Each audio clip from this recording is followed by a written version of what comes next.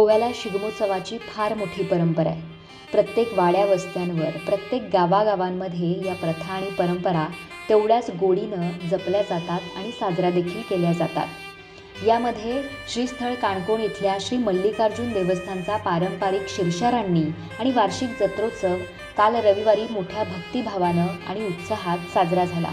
गोव्यासह महाराष्ट्र आणि कर्नाटक राज्याच्या वेगवेगळ्या भागातल्या कुळावी आणि भक्तगणांनी या उत्सवाला प्रचंड गर्दी केली होती.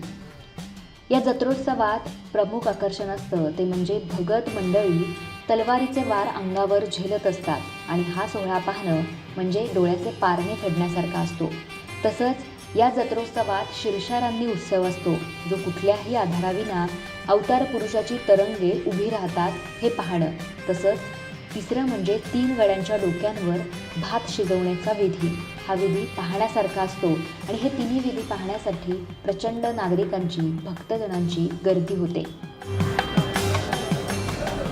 पौष म्हयन्याच्या सृष्टीक हांगा आमचो तरंगोत्सव हो उत्सव सुरू जाल्लो.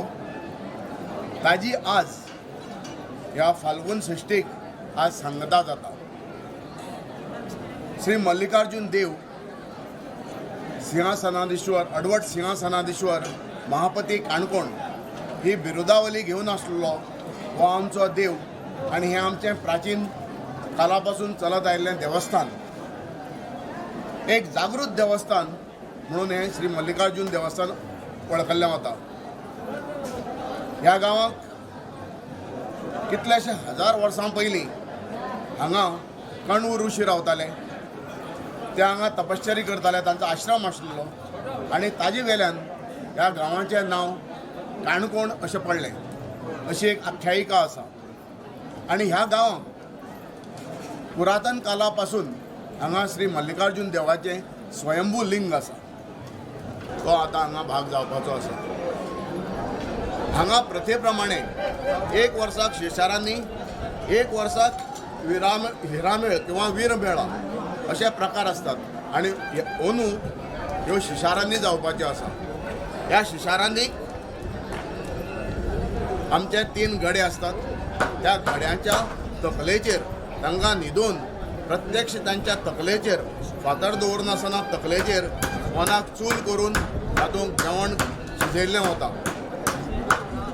आनी त्या वेळार हे पळोवपाक, हो चित्त थरारक उत्सव पळोवपाक हजारांनी लोक आयिल्ले असतात. तेंका विधी पार पडटा. कित्येक वर्सां जालीं हो कार्यक्रम चालू आसा, हो उत्सव सुवाळो चालू आसा आनी वर्सान वर्स लोकांची गर्दी वाडटा. लोकांक अनुभव आयिल्लो आसा. ताजे नंतर शिशारांनी जातकीर हांगा अवतार जाता. देवाची सगळीं तरंगां असतात आनी एक चमत्कारीक म्हणजे हांगा देवाची तरंगां हात धरनासतना जे लाकडाची गाणे असतात, खांबे असतात, त्या कापडी पिटलेले असतात, ती तरंगां हात धरनासतना कितलोसो वेळ हांगा उबी उरतात. देवस्थानच्या चौकावरचा कौल आणि पेन्नोटीतल्या विधीनंतर शिरशारांनी आणि जत्रोत्सव रात्री 12 पूर्वी साजरा केला जातो. यावेळी शनिवारी सकाळी सगळ्या सुहासिनी महिला पारंपरिक दिवजांसह श्री मल्लिकार्जुन देवाच्या प्रांगणात मोठ्या संख्येनं सहभागी झाल्या होत्या. युवा वर्गानंही यावेळी प्रमुख उत्साह दाखवला. वेळी किंदळेकर देसाई गावकर आणि नगरसेकर देसाई गावकर यांच्या तिन्ही भोवरी झाल्यावर बोळये आणि किन्नरकरांच्या मुलांचे कान टोचण्यात येतात. तसंच मुलींना सुपली देण्याचा कार्यक्रम देखील इकडे होतो. रात्री 8 वाजता पालखीतून श्रींची मिरवणूक होते आणि त्यानंतर देव आणि खोलकर बंधूंचे सुवारी वादन आणि गुलालोत्सव यावेळी साजरा करण्यात आला. प्रसिद्ध षष्टीच्या जत्रेनिमित्त भल्या सकाळी कुळावी, महाजन आणि भक्तगणांनी देवस्थानात गर्दी करायला सुरुवात केली होती. श्रींच्या दर्शनार्थ लांबच लांब रांगा संध्याकाळपर्यंत लागल्या होत्या. लग्नानंतर देवदर्शनापूर्वी करायचा हा विधी शेलची भोवर सकाळी झाली. भोवरी झाल्यावर 11च्या सुमारास श्री भक्तिगणांकडून स्वखुशीनं तुलाभार अर्पण केला जातो. यामध्ये त्या भक्ताच्या वजना एवढ्या वस्तू तोलून दिल्या जातात. यामध्ये केळी, शहाळी, साखर, तांबे किंवा इतर वस्तू देखील असतात. दुपारी 2च्या वाजता प्रसिद्ध शिरशारांनी उत्सव अवतारास सुरुवात होते. यावेळी अवतार पुरुषांची तरंग कशाचाही आधार न घेता जमिनीवर उभी राहतात. त्यानंतर विधींना सुरुवात होऊन जवळपास 3:15 वाजता प्रत्यक्ष कौलप्रसाद द्यायला सुरुवात होते. या कार्यक्रमातल्या विधी या पाहण्यासारख्या असतात. दरम्यान कार्यक्रम यशस्वी करण्यासाठी देवस्थान समिती अध्यक्ष, पदाधिकारी आणि महाजनांनी भरपूर परिश्रम घेतलेले यावेळी पाहायला मिळाले.